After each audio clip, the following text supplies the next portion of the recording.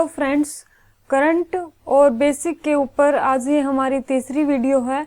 जैसा कि आपको पता ही है, हम जो करंट में मुद्दे रहते हैं उनसे संबंधित बेसिक को भी ऐड करके आपको पढ़ाते हैं, यानी इस वीडियो में करवाते हैं। तो चलिए आज का पहला मुद्दा देखते हैं। भारत नवाचार सूचकांक 2020 जो जारी किया गया है, सबसे पहले तो आपको यही याद होना चाहिए कि यह सूचकांक किसके द्वारा जारी किया जाता है। तो नीति आयोग के द्वारा। कौन सा सूचकांक है ये? भारत नवाचार सूचकांक, और ये 2020 जारी किया गया है नीति आयोग के द्वारा। फिर देखते हैं ये चर्चा में क्यों। हाल ही में नीति आयोग द्वारा भारत नवाचार सूचकांक रिपोर्ट 2020 जारी की गई। इसमें कर्नाटक ने प्रमुख राज्यों की श्रेणी में अपना शीर्ष स्थान बरकरार रखा है। यानी कि जो ये रिपोर्ट है ये जारी की गई है हाल ही में, और इसमें जो है शीर्ष पर कौन सा राज्य रहा है? कर्नाटक राज्य। फिर देखते हैं भारत नवाचार सूचकांक के बारे में विस्तृत अध्ययन करते हैं। यह सूचकांक नीति आयोग द्वारा इंस्टीट्यूट फॉर कॉम्पिटिटिवनेस के सहयोग से जारी किया जाता है। ये हमने आपको शुरू में ही बताया था। यह सूचकांक किसके द्वारा जारी किया जाता है? नीति आयोग के द्वारा। फिर देखिए वैश्विक नवाचार सूचकांक पर आधारित इस सूचकांक को भारतीय राज्यों और केंद्र शासित प्रदेशों के नवोन्मेषी पारिस्थितिकी तंत्र में सुधार करने और इन क्षेत्रों में नवाचार से संबंधित नीतियां तैयार करने के लिए वैश्विक नवाचार सूचकांक की तर्ज पर विकसित किया गया है। यानी ये जो सूचकांक है इसको लागू करने का यानी निकालने का उद्देश्य क्या है? इसका उद्देश्य यही है भारतीय राज्यों और केंद्र शासित प्रदेशों के नवोन्मेषी पारिस्थितिकी तंत्र में सुधार हो और इस क्षेत्र में नवाचार से संबंधित नीतियां तैयार करने के लिए यह सूचकांक जो है वैश्विक नवाचार सूचकांक की रिपोर्ट पर ही विकसित किया गया है। आगे देखिए दृष्टिकोण। इस सूचकांक को पारंपरिक दृष्टिकोण के इतर प्रति मिलियन आबादी पर पेटेंट, वैज्ञानिक पत्रिकाओं में प्रकाशन, अनुसंधान पर जीडीपी खर्च का प्रतिशत जैसे नवोन्मेष सर्वोत्तम मापदंडों पर विचार करके जारी किया जाता है। यह भारतीय अर्थव्यवस्था को समग्र रूप से कवरेज करने के लिए विशिष्ट संकेतकों का उपयोग करता है। उदाहरण है जनसांख्यिकी लाभांश। यानी ये जो सूचकांक है भारतीय नवाचार सूचकांक भारतीय अर्थव्यवस्था को समग्र रूप से कवरेज करने के लिए विशिष्ट संकेतकों का उपयोग भी करता है। उदाहरण है जनसांख्यिकी लाभांश। अब देखते हैं प्रमुख संकेतक। इस सर्वेक्षण में उपयोग किए जाने वाले संकेतकों में जो विभिन्न मापदंड हैं पर शिक्षा का स्तर और गुणवत्ता शामिल है। यानी जो संकेतक हैं उसके वो देखिए आप। सबसे पहला शिक्षा का स्तर और गुणवत्ता, फिर है पीएचडी छात्रों की संख्या और ज्ञान गहन रोजगार, इंजीनियरिंग और प्रौद्योगिकी में नामांकन, अत्यधिक कुशल पेशेवरों की संख्या, अनुसंधान एवं विकास में निवेश, पेटेंट ट्रेडमार्क के लिए किए गए आवेदनों की संख्या, इंटरनेट उपयोगकर्ता एफडीआई का जो अंतर्वाह है, कारोबारी माहौल, सुरक्षा और कानूनी सुरक्षा वातावरण। ये सब हमने जो है इसके संकेतकों के विभिन्न मापदंड दिखाए। अब देखिए यहाँ पर मुख्य बिंदु जो श्रेणियां हैं, यानी नवाचार सूचकांक को 3 श्रेणियों में बांटा गया है। प्रमुख राज्य, केंद्र शासित प्रदेश और पहाड़ी और उत्तर पूर्व के राज्य। कौन कौन सी 3 श्रेणियां? प्रमुख राज्य, केंद्र शासित प्रदेश, उत्तर और यानी पहाड़ी के राज्य, यानी उत्तर पूर्व और पहाड़ी राज्य में बांटा गया है। अब देखिए आपको पहले ही पता चल गया है कि सबसे टॉप पे कौन सा राज्य रहा है? कर्नाटक। आप सेकंड और थर्ड को भी देख लीजिए। वैसे ये कोई इम्पोर्टेंट नहीं है पीटी के हिसाब से तो, लेकिन यदि यही क्वेश्चन मेंस में आपको लिखना हो तो आपको जो है शीर्ष के 1-2 राज्य के नाम पता है तो आपको जो है आंसर में फायदा ही मिलेगा कुछ नंबरों का। तो आगे देखिए प्रमुख राज्य यानी जो शीर्ष राज्य हैं, इस श्रेणी में कर्नाटक 42.5 के साथ स्कोर पर रहा। यानी इसने स्कोर में उच्चतम स्तर हासिल किया है। राज्य की सफलता का श्रेय उच्च उद्यम पूंजी सौदों, पंजीकृत भौगोलिक संकेतक, सूचना एवं संचार प्रौद्योगिकी, निर्यात और उच्च एफडीआई प्रभाव को दिया गया है। महाराष्ट्र के दूसरे स्थान पर होने के अलावा 4 दक्षिणी राज्य यानी कर्नाटक, तमिलनाडु, तेलंगाना और केरल सूचकांक में शीर्ष स्थान पर रहे हैं। तो आप देख सकते हैं कौन से राज्य हैं शीर्ष पे, कर्नाटक, तमिलनाडु, तेलंगाना और केरल।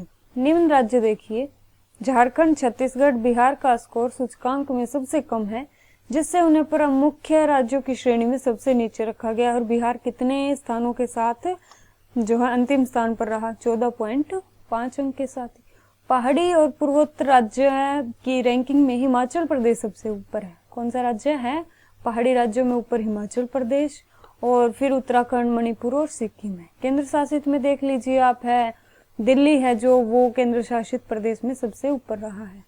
आप फौरी नजर के तौर पर इनको देख लीजिए, इतना याद करने की जरूरत है नहीं। आगे देखिए, अनुसंधान में जो है अधिक निवेश करना जो सुझाव है वो यहाँ दिया गया है।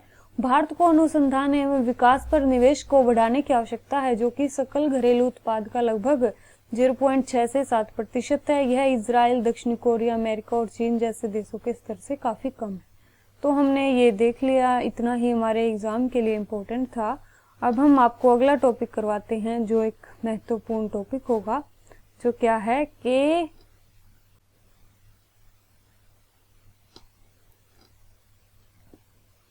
तो अगला इम्पोर्टेंट टॉपिक देखिए आप, KIIFB यानी ऋण मुद्रा। पहले देखते हैं चर्चा में क्यों। हाल ही में भारत के नियंत्रक एवं महालेखा परीक्षक ने कहा कि महत्वपूर्ण बुनियादी परियोजनाओं के लिए Kerala infrastructure investment fund board, इसका क्या नाम है, KIFF यानी KIIFB का Kerala infrastructure investment fund board द्वारा लिए गए ऑफ बजट ऋण ने संविधान के अनुच्छेद 293(1) के तहत सरकारी ऋण की जो है निर्धारित सीमा को दरकिनार कर दिया, और ऐसे ऋणों के लिए विधायी स्वीकृति नहीं दी गई है। दोबारा से देखिए कि ये चर्चा में क्यों है, क्या मुद्दा है, इसको समझिए पहले, फिर हम इनके बेसिक पर जाएंगे। तो क्या है, भारत के नियंत्रक और महालेखा परीक्षक जो कैग ने कहा कि महत्वपूर्ण बुनियादी परियोजनाओं के लिए जो इस फंड बोर्ड ने द्वारा लिए गए ऑफ बजट ऋण ने संविधान के अनुच्छेद, कौन से अनुच्छेद की यहाँ बात हो रही है, 293(1) के तहत सरकारी ऋण की निर्धारित सीमा को दरकिनार कर दिया, और ऐसे ऋणों के लिए विधायिक स्वीकृति नहीं ली। ऑफ बजट ऋण देखिए आप, सबसे पहले जो एक इम्पोर्टेंट टर्मिनोलॉजी है, आपको ये समझ में भी आनी चाहिए और याद भी होनी चाहिए। एक ऐसा साधन है जिसके द्वारा सरकार राजकोषीय घाटे को कम करने के लिए अर्ध सरकारी संस्थाओं को निश्चित समयावधि के लिए आंशिक रूप से ऋण देती है। दोबारा से समझिए, ऑफ बजट ऋण यानी ऐसा साधन जिसके द्वारा सरकार राजकोषीय घाटे को कम करने के लिए अर्ध सरकारी संस्थाओं को नियमित समयावधि के लिए आंशिक रूप से ऋण देती है। आपको जो है इसके नाम में ही इसका अर्थ पता चल जाना चाहिए। ऑफ बजट यानी बजट के अलावा दिया गया ऋण, बजट के अलावा दिया गया ऋण ही क्या है, ऑफ बजट ऋण। तो अब आप इसे समझ गए होंगे। आगे देखिए, संविधान के तहत जो है ऋण हेतु प्रावधान यहाँ देखते हैं। केंद्र और राज्यों द्वारा ऋण लेना भारत के संविधान के भाग जो 12 में अध्याय 2 ऋण से संबंधित है। अनुच्छेद 292 में केंद्र सरकार और अनुच्छेद 293 में राज्यों द्वारा ऋण लिए जाने संबंधी प्रावधान है। ये दो अनुच्छेदों की यहाँ बात की गई है। कौन कौन से अनुच्छेद, 293 में केंद्र सरकार से संबंधित और अनुच्छेद 293 में राज्यों द्वारा ऋण लिए जाने संबंधी प्रावधान है। आगे देखिए, राज्य विधानसभाओं को सशक्त करना। अनुच्छेद 293(1) राज्य विधानमंडलों को राज्य की कार्यकारी शक्तियों को ऋण लेने और गारंटी देने में सक्षम बनाने या उनकी शक्ति सीमित करने के लिए कानूनी अधिकार प्रदान करता है। यानी 293 में भी यही था, राज्यों द्वारा संबंधित प्रावधान, और 293(1) में क्या है, राज्य विधानसभाओं को सशक्त बनाने संबंधी प्रावधान। आगे देखिए, केंद्र की सहमति। अनुच्छेद 293 की धारा 3 और 4 के तहत ऐसे मामलों में जहां राज्य सरकारों द्वारा केंद्र से लिए गए ऋण बकाया का भुगतान किया जाना हो, उस स्थिति में नए ऋण प्राप्त करने के लिए केंद्र की सहमति प्राप्त करने की आवश्यकता होती है, और ऐसी सहमति शर्तों के अधीन ही दी जा सकती है। यानी जो 293 अनुच्छेद है वो केंद्र संबंधी प्रावधान है ऋण लेने के लिए, और इसमें हमने देख लिया है जो इम्पोर्टेंट पॉइंट थे। आगे है जो मुद्दे हैं, संवैधानिक सीमा को दरकिनार कर कैग के अनुसार KIIFB ने संविधान के अनुच्छेद 293 के तहत सरकारी ऋण पर निर्धारित सीमा को दरकिनार किया, क्योंकि इन ऋणों को विधायी स्वीकृति प्राप्त नहीं हुई थी। ये यहाँ मुद्दा था। केंद्र की विधायी शक्तियों का अतिक्रमण करने की बात कही गई है। किसने कहा? ऐसा कैग ने कि संविधान की 7वीं अनुसूची की सूची 1 की प्रविष्टि 37 के तहत केवल केंद्र को विदेशी ऋण लेने की शक्ति प्राप्त है। यानी यहाँ क्या बात हुई है कि कैग ने ऐसा कहा कि संविधान की जो सूची है उसके अनुसार केवल केंद्र सरकार ही विदेशी ऋण ले सकती है, लेकिन यहाँ जो है केरल का जो ये फंड है फंड बोर्ड, इसने विदेशी ऋण ले लिया, जबकि इसके ऊपर पहले से ही कर्ज था। तो ये यहाँ टकराव की स्थिति उत्पन्न हो गई है, जिससे यह मुद्दा चर्चा में बना है। इस प्रकार जो है KIIFB द्वारा लिया गया ऋण संविधान के उल्लंघन और केंद्र की शक्तियों का अतिक्रमण है, ऐसी यहाँ बात की गई। पारदर्शिता का अभाव। KIIFB द्वारा लिए गए ऋण को बजट दस्तावेजों या खातों में नहीं दर्शाया गया है। यह पारदर्शिता को लेकर संदेह पैदा करता है और ऋण की इंटरजेनरिक इक्वलिटी के कारण राज्य को ओपन मार्केट डेब्ट सहित सभी वित्तीय विवरणों को केंद्र के समक्ष प्रस्तुत करना पड़ता है, जिसमें सभी स्रोतों से प्राप्त रसीदें और भुगतान विवरण दिखाए जाते हैं। आगे है बोझिल राज्य वित्त।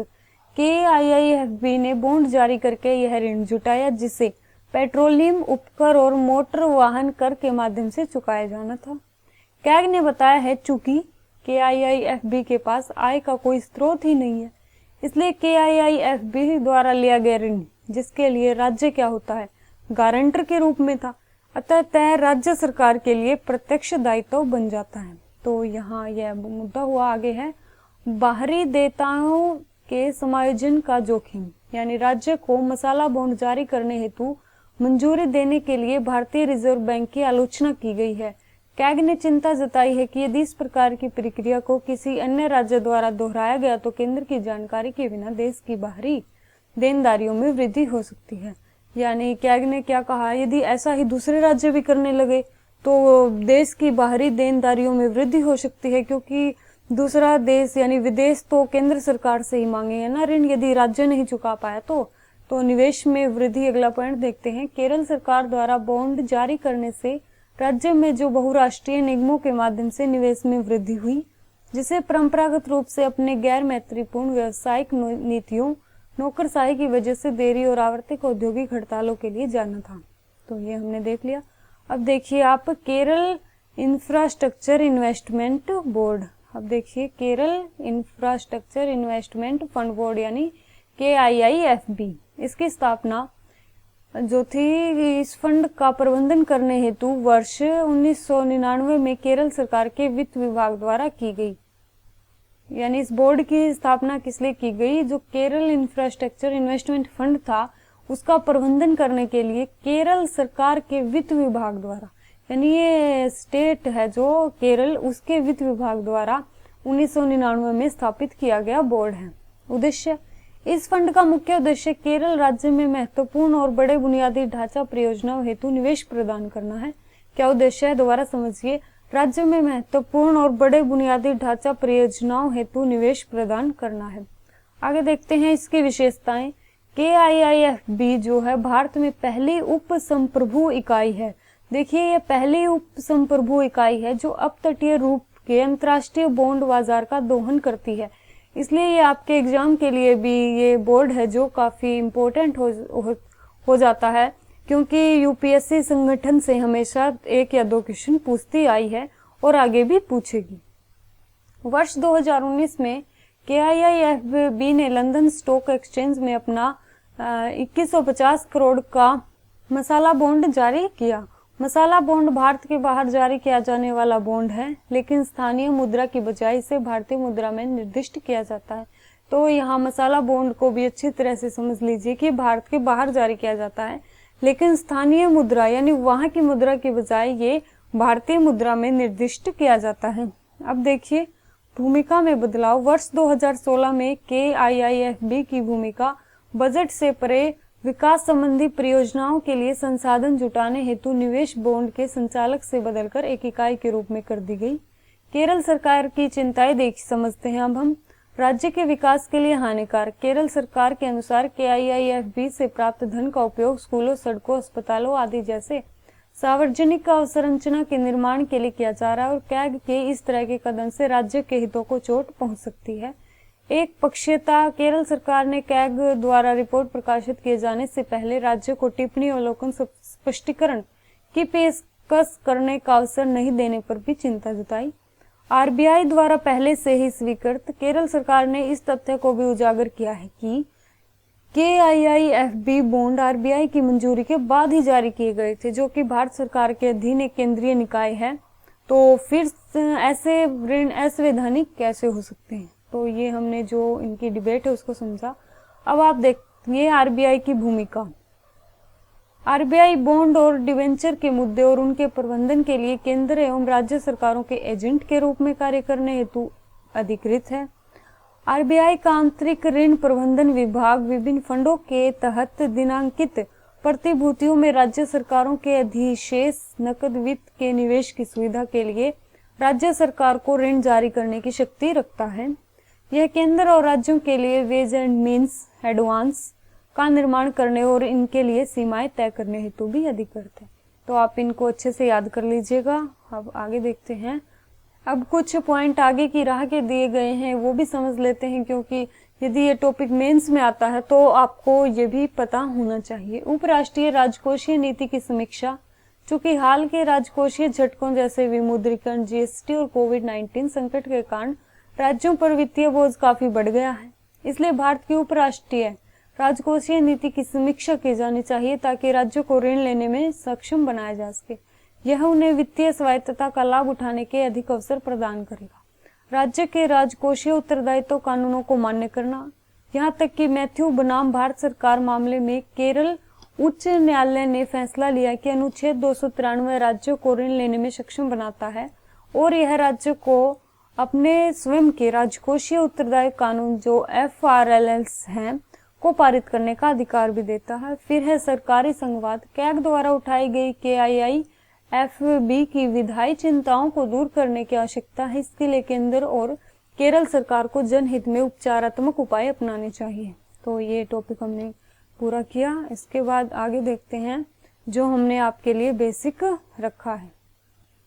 यहाँ देखिए हमने सबसे पहले आपके बेसिक में उठाया है आरबीआई। तो आरबीआई को हम यहाँ अच्छे से समझते हैं।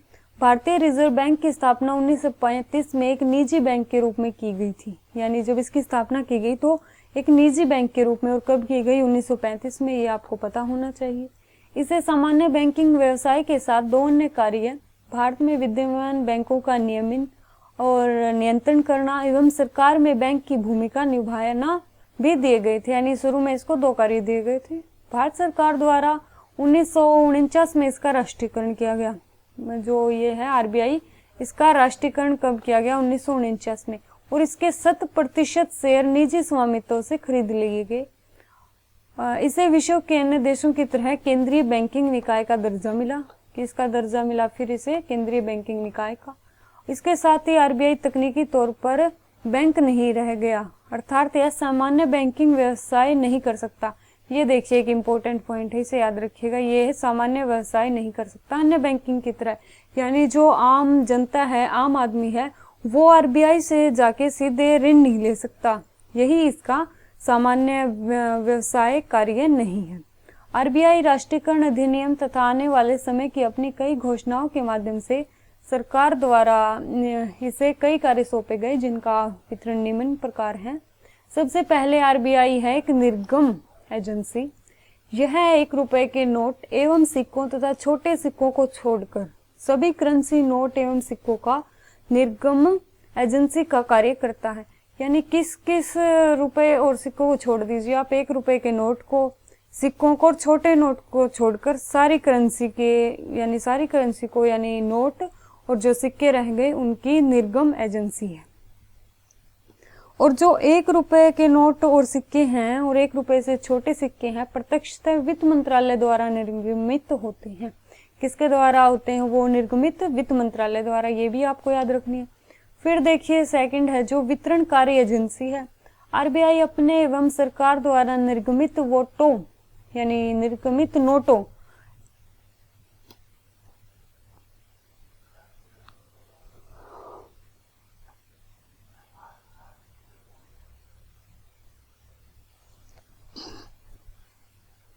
यहाँ दूसरा पॉइंट देखिए, वितरणकारी एजेंसी आरबीआई अपने एवं सरकार द्वारा निर्गमित नोटों एवं सिक्कों का वितरण करता भी है।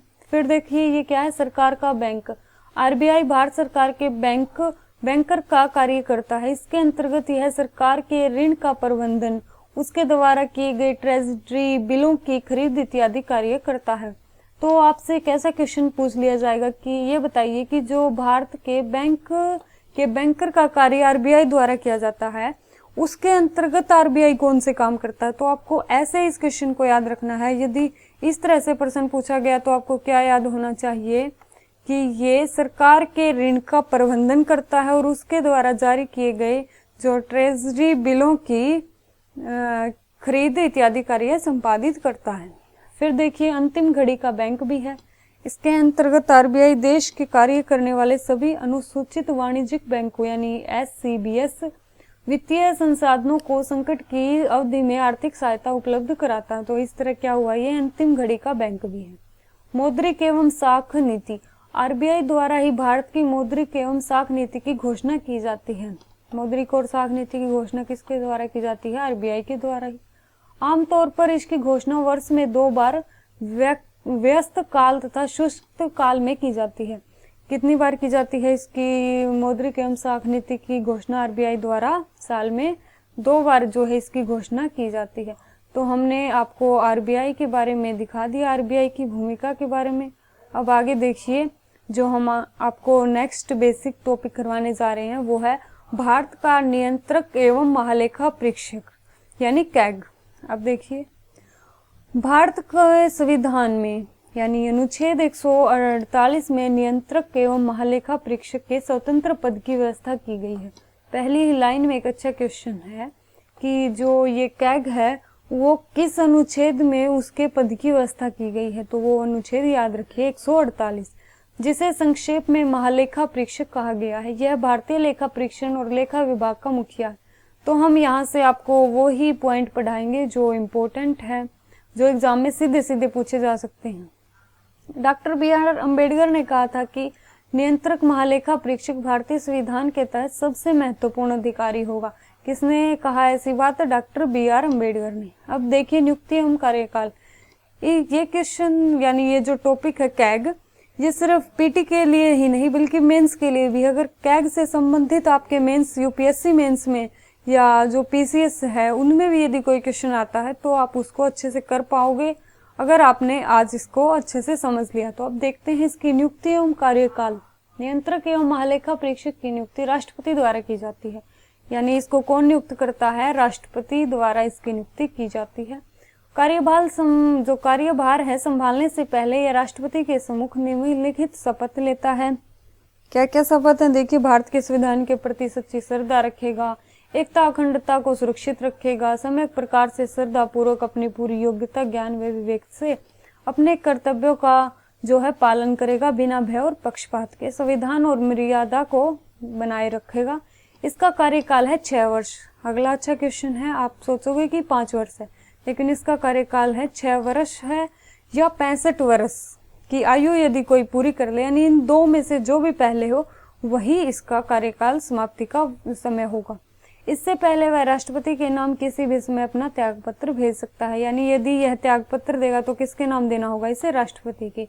राष्ट्रपति द्वारा ही इसे हटाया जा सकता है। नियुक्ति भी राष्ट्रपति करता है और हटाता भी राष्ट्रपति ही है। जैसे उच्चतम न्यायालय के न्यायाधीश को हटाया जाता है, यानी जो इसको हटाने की प्रक्रिया है वो कैसी है? उच्चतम न्यायालय के न्यायाधीश जैसी ही।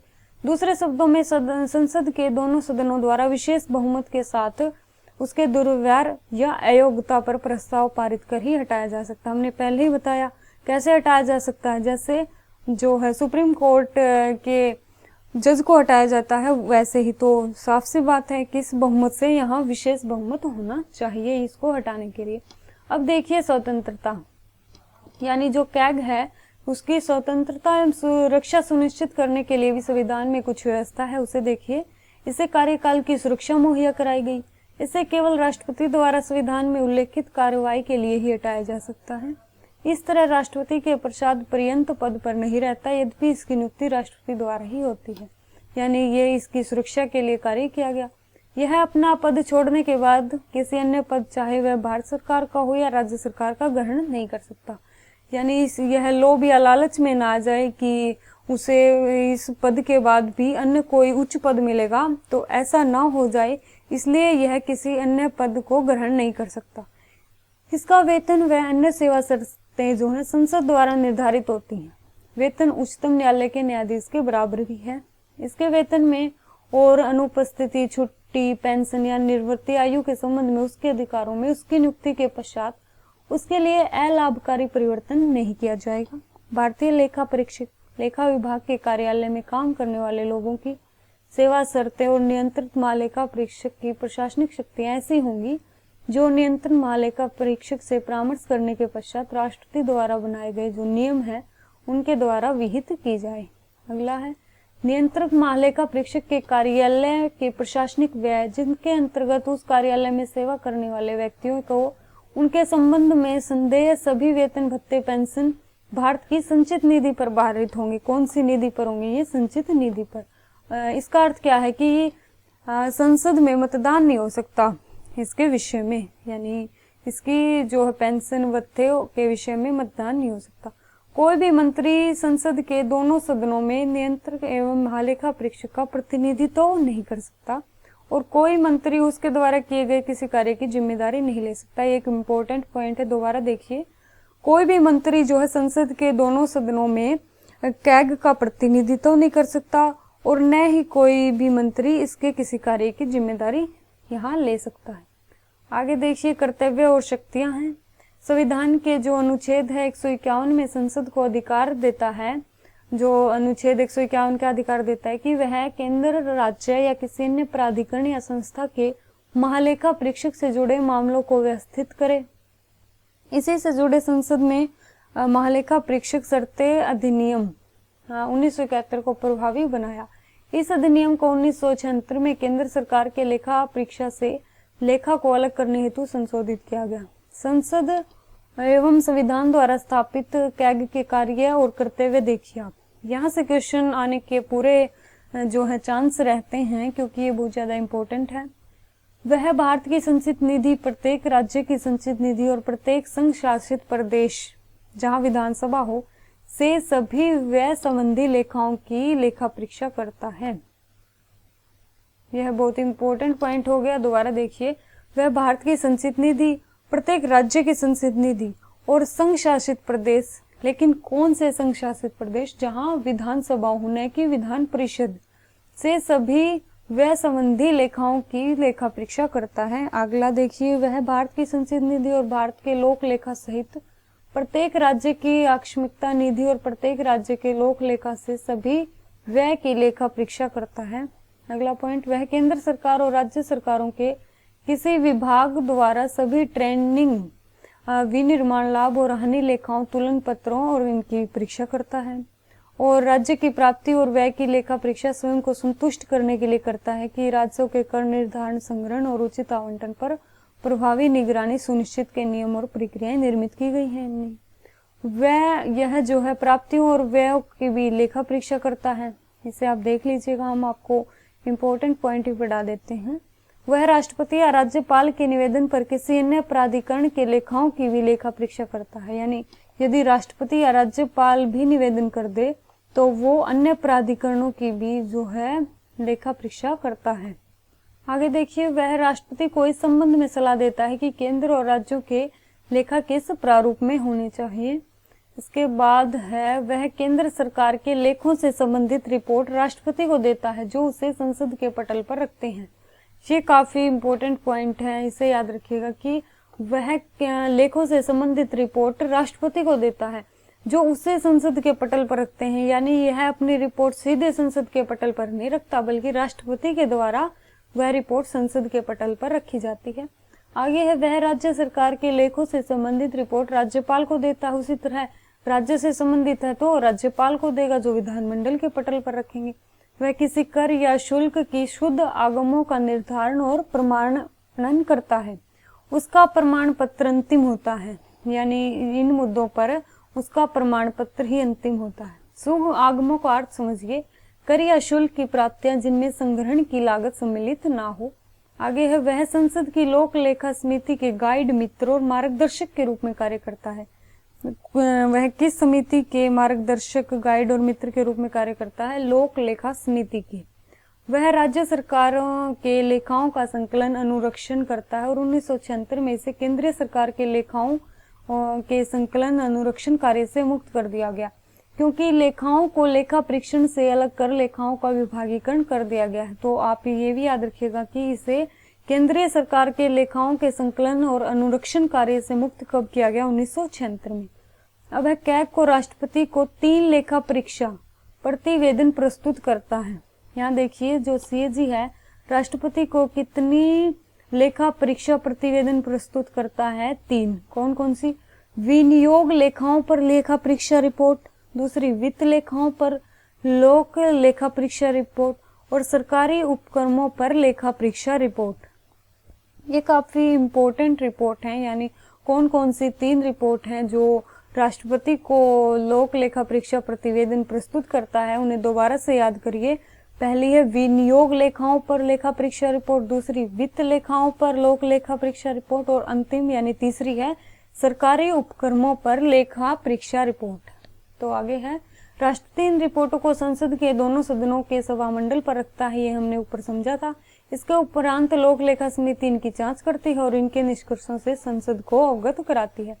विनियोग लेखा जो है वास्तविक खर्च की संसद की विनियोग अधिनियम के माध्यम से दी गई स्वीकृति के बीच तुलनात्मक स्थिति को सामने रखता है, जबकि वित्त लेखा वार्षिक प्राप्तियों और केंद्र सरकार की अदायगियों को प्रस्तुत करता है।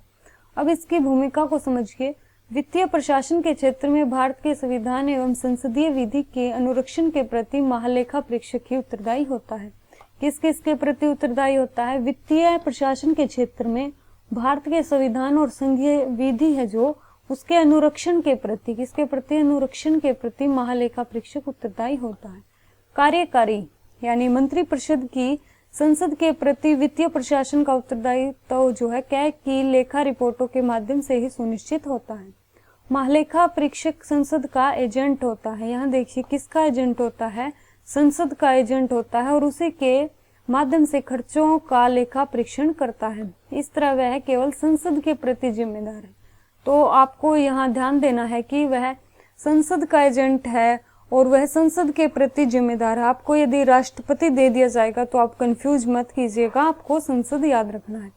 महालेखा नियंत्रक एवं परीक्षक को खर्चों की लेखा परीक्षा में प्राप्तियों, भंडारों, स्टॉक के लेखा परीक्षण की तुलना में कहीं अधिक स्वतंत्रता होती है, जबकि खर्च के संबंध में वह लेखा परीक्षा के विषय क्षेत्र को निश्चित करता है। यानी उसे स्वतंत्रता किस हिस्से में ज्यादा होती है?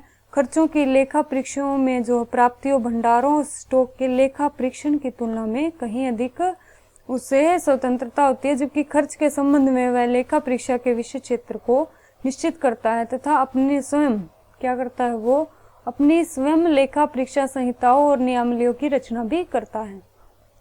आगे देखिए जो इम्पोर्टेंट है वह जो है सरकारी व्यय की तर्क संगतता, निष्ठता और मितव्ययता की जांच करता है और ऐसे व्यय की व्यर्थता और दिखावे पर टिप्पणी भी करता है। तथापि विधि और विनियामक लेखा परीक्षा जो कि कैग पर बाध्यकारी है, औचित्य परीक्षा के विवेकानुसार है। इसके बाद जो इम्पोर्टेंट है उन्हें देखते हैं। कैग, हाँ, यहाँ से क्वेश्चन आने के पूरे जो चांस है वो देखिए। सार्वजनिक निगमों की लेखा परीक्षा में कैग की भूमिका सीमित है। मोटे तौर पर सार्वजनिक निगमों के साथ इसके संबंध को निम्नलिखित 3 कोटियां, उन 3 कोटियों को आपको ध्यान से समझना है। कुछ निगमों की लेखा परीक्षा पूरी तरह एवं प्रत्यक्ष तौर पर कैग द्वारा की जाती है।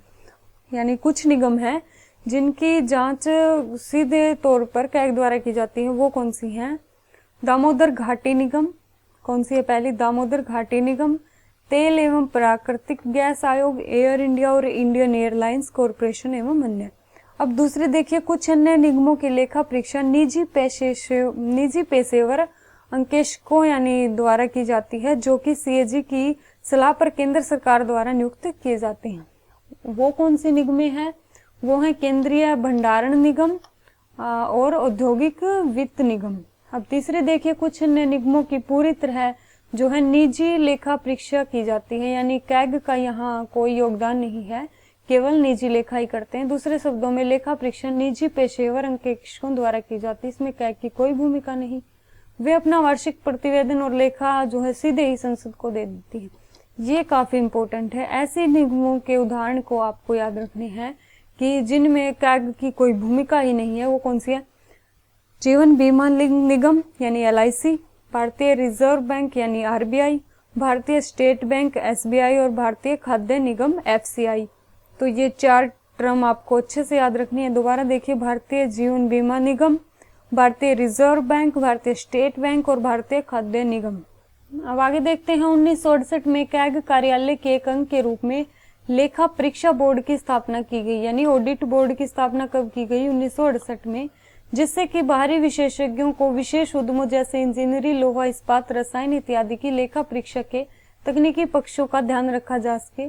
इस बोर्ड की स्थापना भारतीय प्रशासनिक सुधार आयोग की अनुशंसाओं पर की गई। किसकी अनुशंसा के आधार पर जो है लेखा परीक्षा बोर्ड यानी ऑडिट बोर्ड की स्थापना की गई? तो भारतीय प्रशासनिक सुधार आयोग की अनुशंसाओं के आधार पर।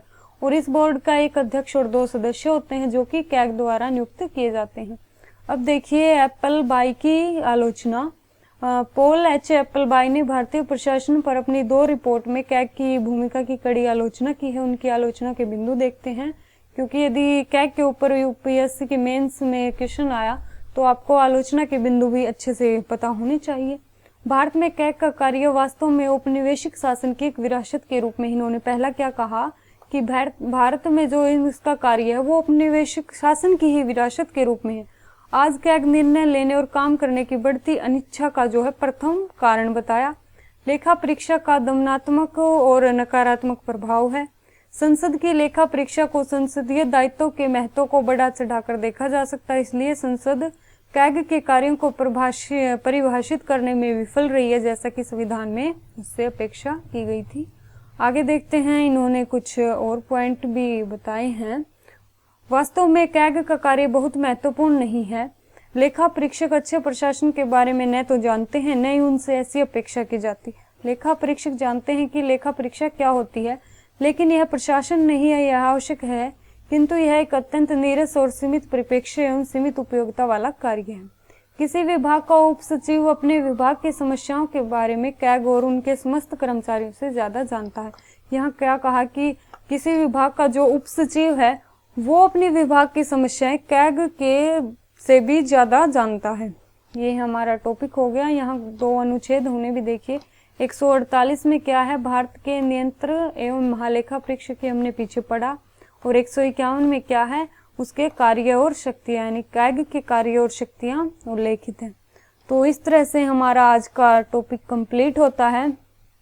अगली क्लास में हम इसी तरह आपके साथ हाजिर होंगे। आपके लिए 2 नए टॉपिक होंगे जो करंट के इशू ही होंगे, लेकिन उनके साथ आपको बेसिक जोड़कर पढ़ाया जाएगा। तो चलिए अगली क्लास में फिर मिलते हैं।